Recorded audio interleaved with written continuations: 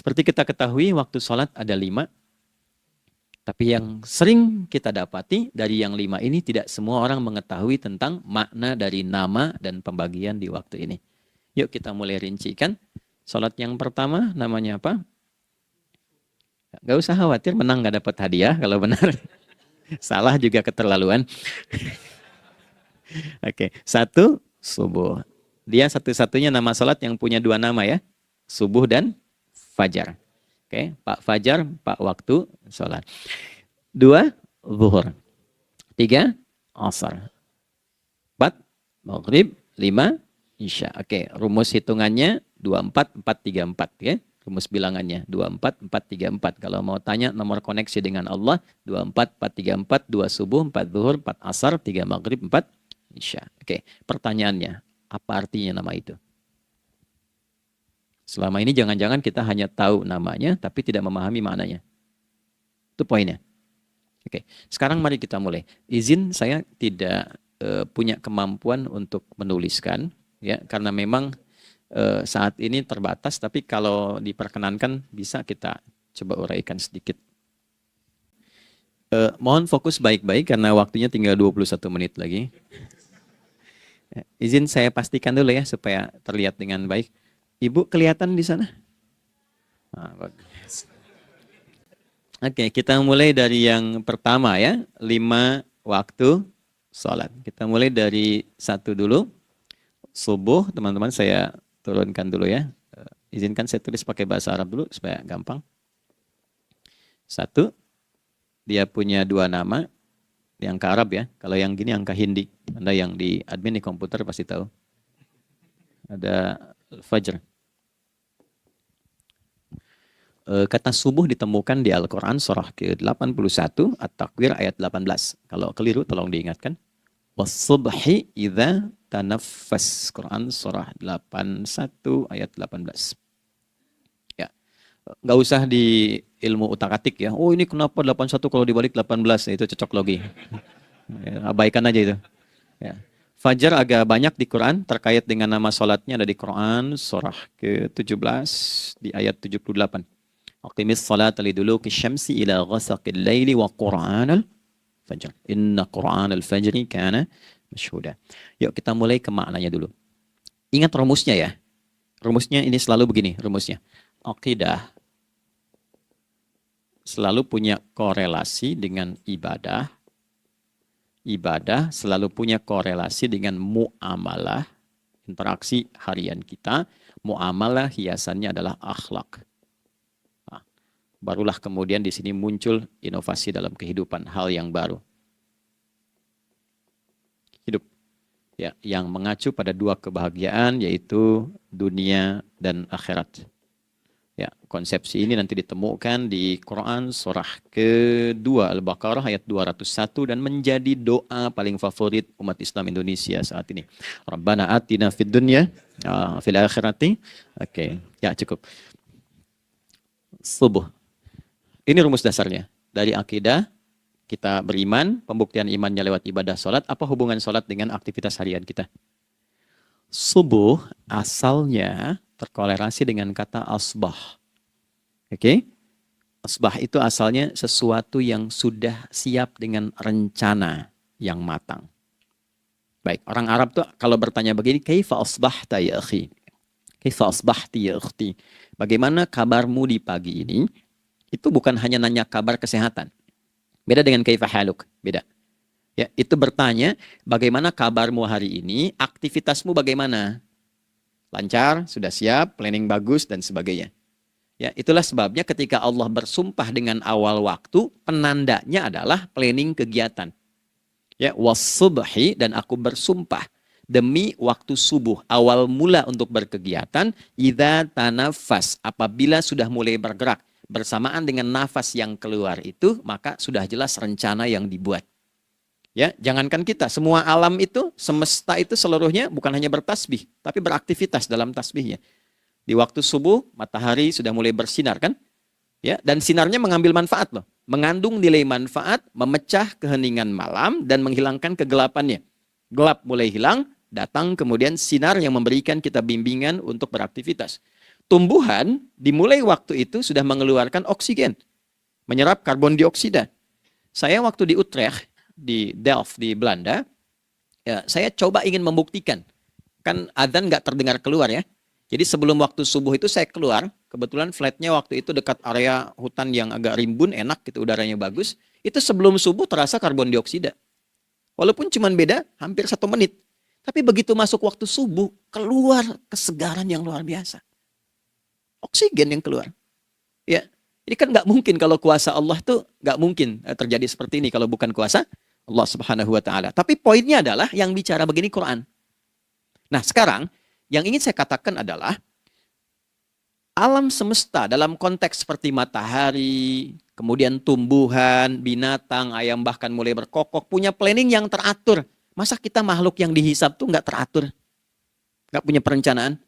Maka subuh itu mengajarkan kepada kita, jangan sampai ada orang Islam yang punya keimanan, lalu menunaikan sholat, diajarkanlah oleh Allah, setiap masuk subuh itu harus punya agenda yang jelas.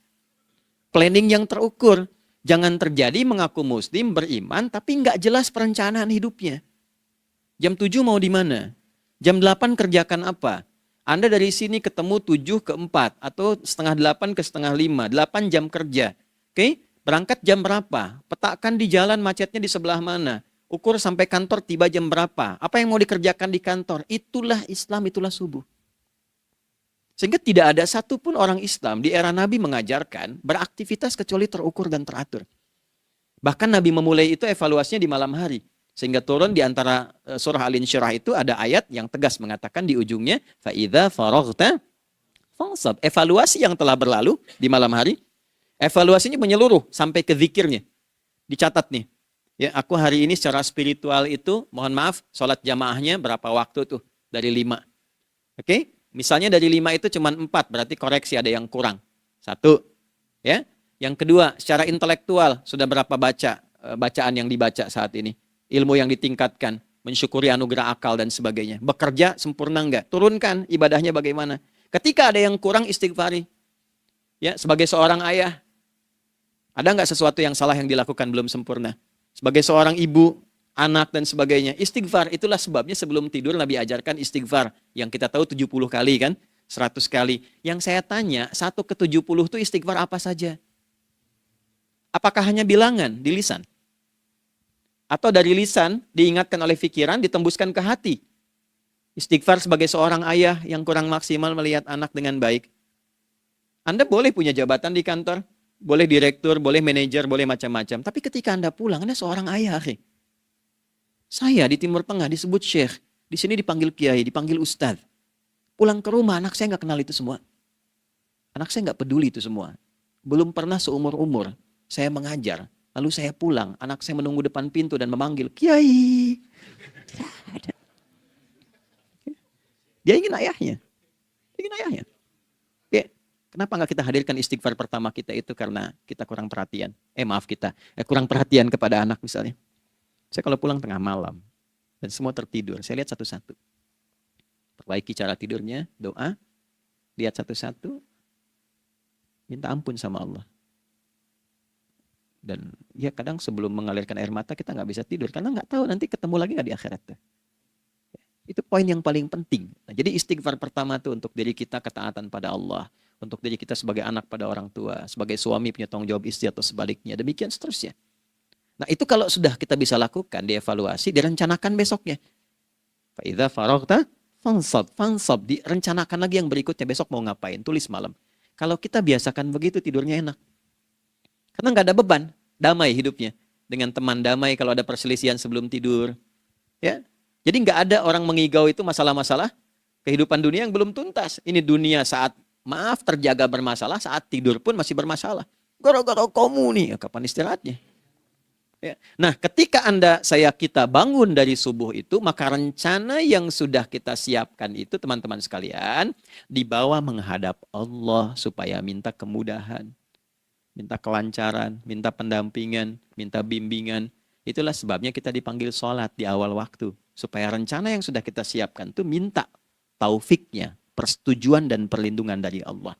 Inilah yang menjadikan rahasia umumnya para sahabat memulai berkegiatan sejak dari masjid. Teman-teman boleh riset deh hadis-hadis tentang sholatnya sahabat dan kaitannya dengan syuruk dan pekerjaan. Rata-rata memulai dari masjid. Mereka tungguin, evaluasi, begitu siap, syuruk, minta sama Allah, berangkat. Saya mau kasih satu rahasia ya. Boleh jadi ijazah, tapi ini diantara kita aja ya. Anda boleh lakukan, berangkat ke masjid itu dengan baik. Terus minta misalnya, ya Allah, Kau perintahkan aku untuk berikhtiar, sekarang aku lakukan. Kau perintahkan aku untuk merencanakan, sekarang aku ikhtiarkan. Mohon lindungi, mudahkan, dan berikan bimbingan terbaik untuk mendapatkan hal yang wajar, halal, baik, dan Kau ridhoi. Anda berangkat. Pulang, sebelum nyampe rumah, mampir dulu ke masjid. Masjid terdekat dari rumah aja. Sholat 2 rakaat, situ. Ya, sholatnya bisa sholat wudhu, tahiyatul masjid, dan sebagainya. Setelah itu pulang. Doa dulu habis sholat. Ya Allah, aku telah berikhtiar seperti apa yang telah Engkau perintahkan. Sekarang aku memohon rizki darimu seperti apa yang telah Engkau janjikan. Kalau dengan semua ikhtiar ini belum cukup menurunkan rizki darimu, maka mohon tunjukkan padaku saat ini dengan cara apa lagi aku mesti berikhtiar. Oke? Silahkan Anda pulang dengan suasana itu ke rumah. Dan lihat apa yang terjadi. Rasakan bedanya, bedakan rasanya, dan pasti terasa bedanya. Gak ada kesan yang lain pada jiwa. Jadi yang dibawa ke rumah itu bukan aura kantor. Bukan aura jalan yang macet. Tapi ada ketenangan, kenyamanan, dan kenikmatan. Kalau teman-teman mau pakai sunnah sahabat ini dalam dunia pekerjaan, dan Anda lakukan coba sehari ini saja, rasanya pasti beda. Ya, ini bagian pertama. Nah, ketika kita ingin datang menghadap Allah, dan mulai membawa rencana kita, kan perlu isyaratnya kan, kapan dimulai? Gak bisa tiba-tiba saya bangun jam 3 langsung sholat subuh, kan tidak begitu. Ya kan? Mesti ada satu sinyal dulu, yang dari sinyal itu ada feedback pada diri kita untuk merespon, gitu kan? Nah, pancaran respon atas sesuatu yang memancar akibat satu hal yang terjadi, kalau di gaya itu kan kalau ada gaya gerak, gaya dorong kan? Ya, kalau nggak salah F1 sama dengan F2 kan? Nah, gaya gerak sama dengan gaya dorong. Geraknya dikit, bunyinya kecil kan? Kencang bunyinya. Kencang. Terus ada F berbanding lurus dengan P, hukum Pascalnya. Gaya berbanding lurus dengan tekanan, kan? Semakin banyak gaya semakin tertekan. Nah, respon yang muncul ketika ada satu misalnya gaya, tapi responnya sifatnya materi sifatnya. Ya, misal kalau Anda mau mengebor air, kan? Kemudian keluar terpancar tuh dari bawah itu keluar misalnya air. Nah, itu namanya infajar. Infajar. Dalilnya Quran surah kedua ayat 60. Wa idzistasqa Musa liqaumihi faqulna idrib bi'asakal hajar fanfajarat minhu 12 aina. Nabi Musa kata Allah itu kaummu 12 suku minta mata air. Dan nggak tanggung setiap sukunya minta satu, katanya supaya nggak rebutan. Maka Allah firmankan, pukulkan tongkatmu yang kayu. Lihat diksinya detil sekali. Pukulkan tongkatmu yang kayu ke batu itu, maka batu itu akan terbelah dan mengeluarkan pancaran 12 mata air. Ya, tongkat kayu dipukulkan ke batu. Batunya yang hancur. Karena Musa seorang nabi, gitu kan? Anda punya tongkat emas, pukulkan ke batu, maka keluar 12 air mata. Gitu kan? Nah ini, infajar. Kalau respon yang keluar itu respon buruk. Misal dalam nafsu, kan suka ada triggernya yang memancing respon, terus nafsu keluar kan?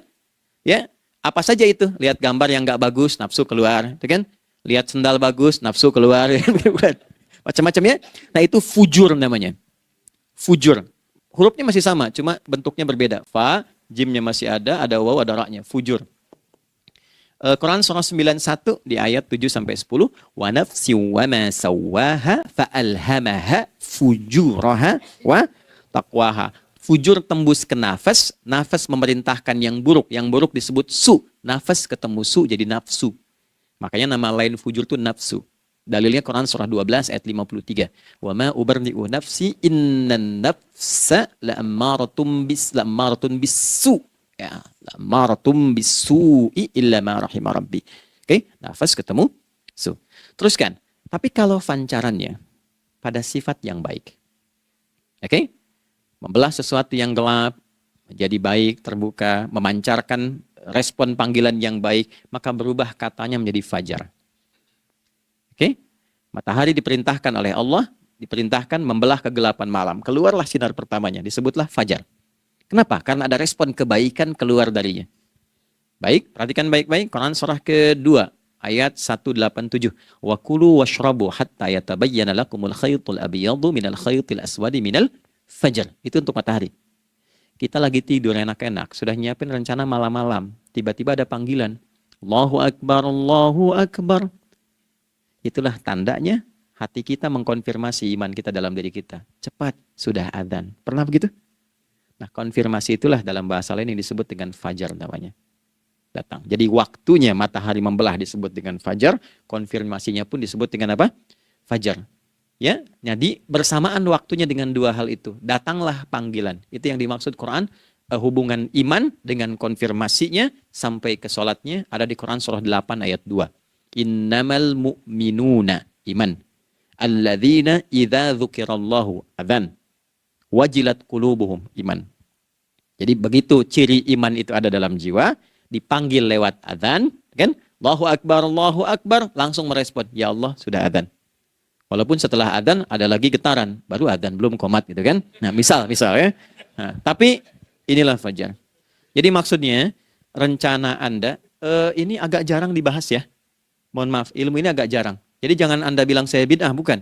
Ya, bukunya ada, referensinya ada. Cuman karena jarang dikaji, jangan sampai kekurangan pengetahuan menghukumi yang tahu jadi salah gitu. Ini poinnya. Jadi saya kalau bahas satu masalah, itu bukunya saya kumpulkan. Tafsir awal sampai akhir yang ada apa, buku-buku tentang sholat apa, baru kita keluarkan. Jadi bagian topik-topik tertentu yang dibahas. Problemnya ketika membahas tentang ibadah cuma dua. Satu tentang bacaan, doanya apa. Yang kedua tentang gerakan, bagaimana mengerjakannya. Yang ketiga jarang dibahas hikmahnya apa. Padahal rumus dalam ibadah itu dalam fikih tiga-tiga mesti dipakai. Ini Quran surah kedua ayat berapa? Ayat 129. Rabbana wab'ats fihim rasulan minhum yatlu 'alaihim ayatika ini wa yu'allimuhumul kitaba ini wal hikmah ini. Barulah kita mendapatkan sesuatu yang baru. Ya. Ini wa yuzakkikum dan di 151 Al-Baqarah wa yu'allimukum ma lam takunu ta'lamun. Jadi ini bukan ilmu yang baru, bukan, belum tahu saja. Jadi selama ini yang kita kerjakan jangan sampai terbatas pada ritualnya saja untuk mencukupkan ini. Hubungan ritual dengan ini apa gitu. Ya, jadi subuh ini mengkonfirmasi bahwa ada satu keteraturan dalam kegiatan kita. Ya, alhamdulillah. 2, siang. Oke, setelah subuh, fajar, salat apa? Zuhur. Oke, saya tanya pada Anda, zuhur itu artinya apa? Sudah, cukup katakan wallahu a'lam. Waktunya terbatas ya. Anda sahabat ditanya nggak tahu wallahu a'lam. Anda sahabat bukan, tabi'in bukan. Zuhur. Waktu tinggal 4 menit lagi. Oke, teman-teman kalau kita jeli, ini kan sholat dikerjakan di siang hari kan? Siang itu bahasa Arabnya nahar. Naharun itu siang. Tapi kenapa sholatnya zuhur? Kok nggak sholat nahar gitu? Ya, lohor ya, ini paksain tuh. Zuhur, lohor. Ya. Terus sore, biar nyambung cepat. Sore, bahasa Arabnya kan masa. Masa al-khir, selamat sore. Kenapa kau sholatnya asar? Kok sholatnya namanya asar? Oke? Maghrib, Isya. Isya kan malam kan? Kenapa nggak lail? Lail itu kan malam. Kalau ada yang istimewa di malamnya, itu lailah namanya. Makanya ketika turun Al-Quran disebut Lailatul Qadar. Karena malamnya istimewa. Beda, lail dengan lailah itu beda. Lail itu waktu malam, lailah ada yang istimewa di malam itu. Ya, jamaknya lail, layali, lela, lili, lala, itu malam. Ibu lili, ibu malam-malam. Ya. Zuhur artinya jelas, terang. Ada idhar, dibaca dengan jelas, terang. Gak boleh dengung. Man amana. Itu kan? Ya. Min husni. Harus jelas. Ya. Ada a, jelas. Zuhur kenapa disebut zuhur? Untuk evaluasi kegiatan kita dari setengah hari. Sudah jelas belum hasilnya? Ya, Anda punya rencana di sini, evaluasi di siang. Jelas gak hasilnya? Pekerjaan Anda yang sekarang diamanahkan dari pagi jam 7 sampai sekarang, evaluasi dulu. Dicek, jangan cuma ditinggalkan. Oke, saya sedang kerjain, tinggalin dulu sholat. Bukan begitu. Ketika akan sholat, Anda cek dulu dari ke siang itu tengah hari bagaimana hasilnya. Ada yang perlu disempurnakan nggak? Ya, ketika ide-idenya mulai mentok, ada yang belum selesai, datang dulu sholat, tenang lagi. Saat tenang itulah dirumuskan kembali pelan-pelan. Kan lumayan dari jam 12 sampai jam 1. Diisi dengan baik, dilihat. Itu baru dunia ini. Kan kita ngejar ini juga. Karena nanti ayat 200-nya, ada yang cuma ngejar ini. Wa minan nasi may yaqulu rabbana atina fid dunya. Bukan, kalau nggak hafal diam aja. Wa minan nasi may yaqulu rabbana atina fid dunya wa ma lahu fil akhirati min khalaq.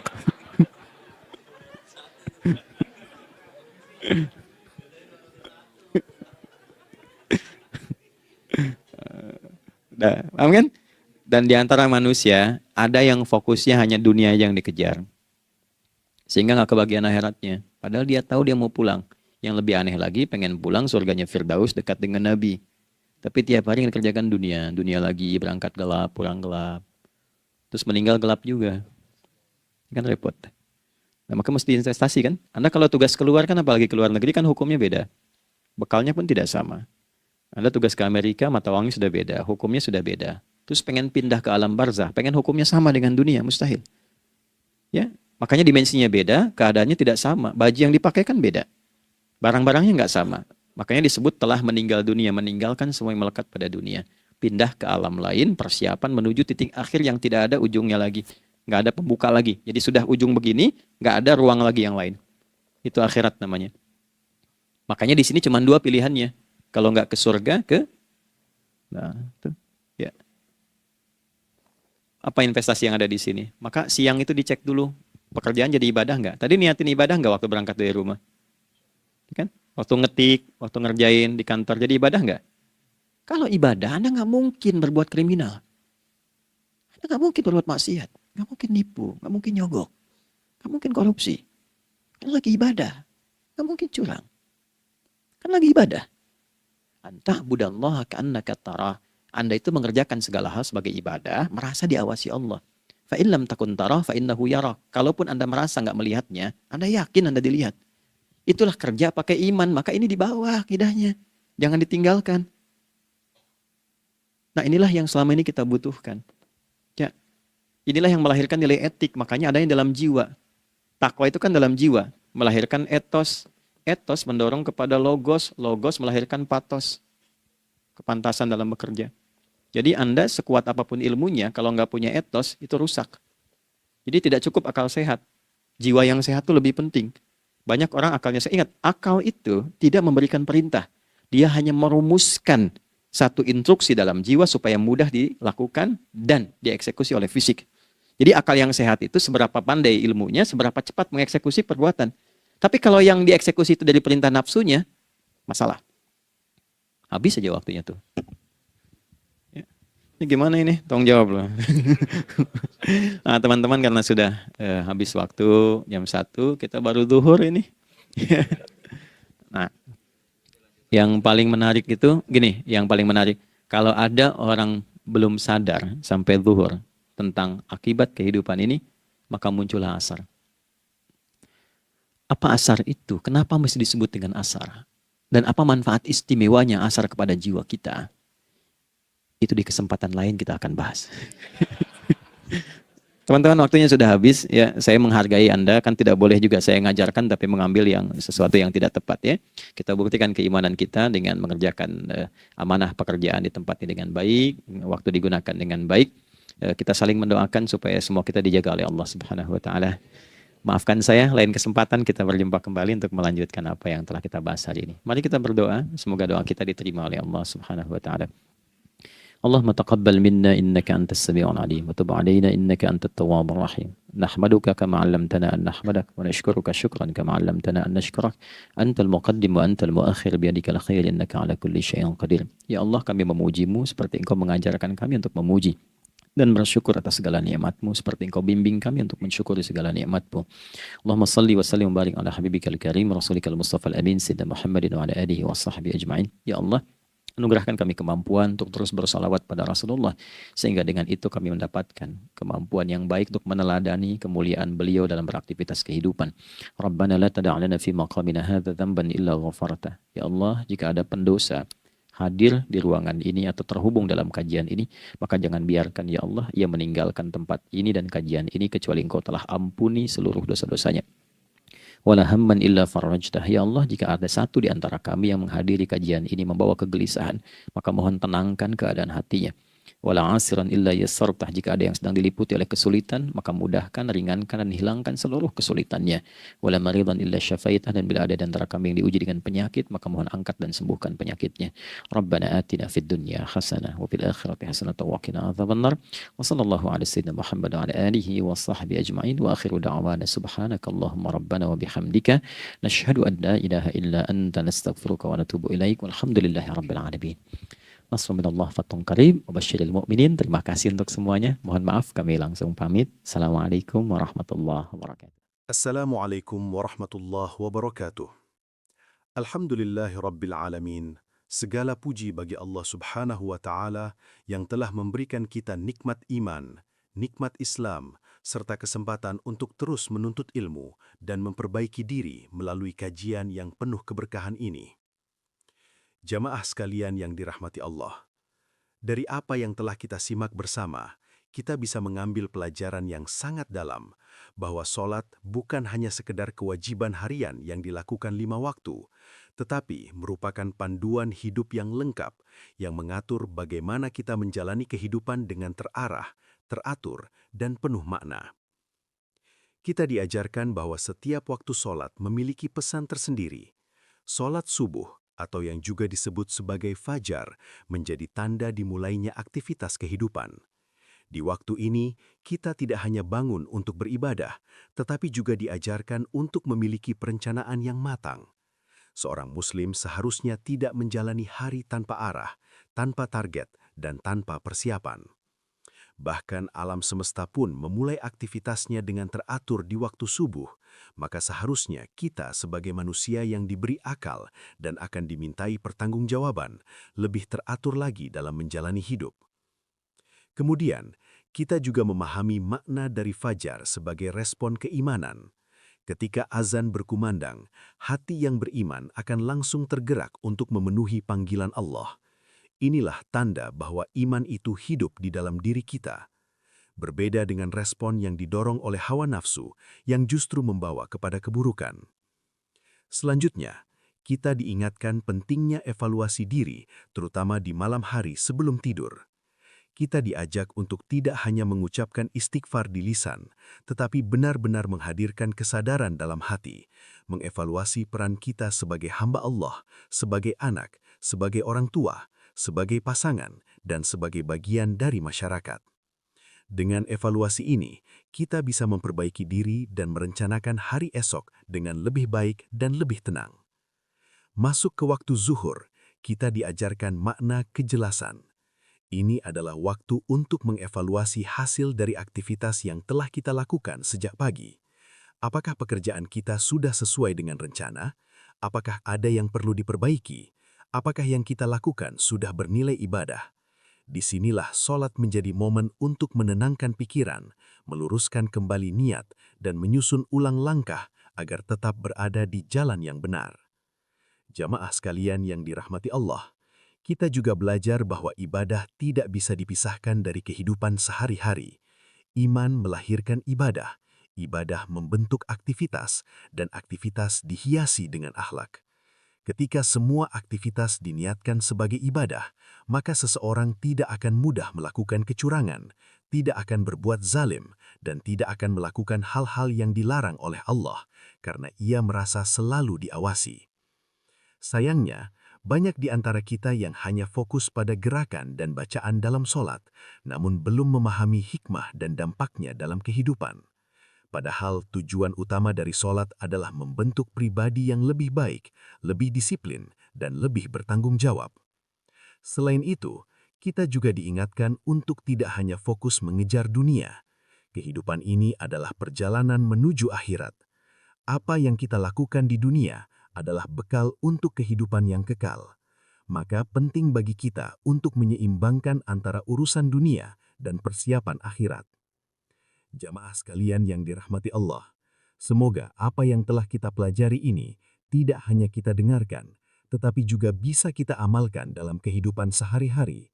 Semoga solat yang kita dirikan benar-benar menjadi cahaya yang membimbing langkah kita menuju kebahagiaan dunia dan akhirat.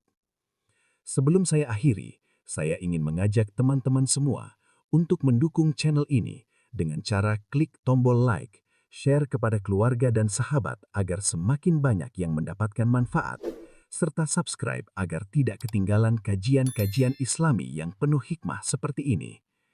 Dan jangan lupa, mari kita doakan bersama di kolom komentar untuk guru kita, Ustadz Adi Hidayat.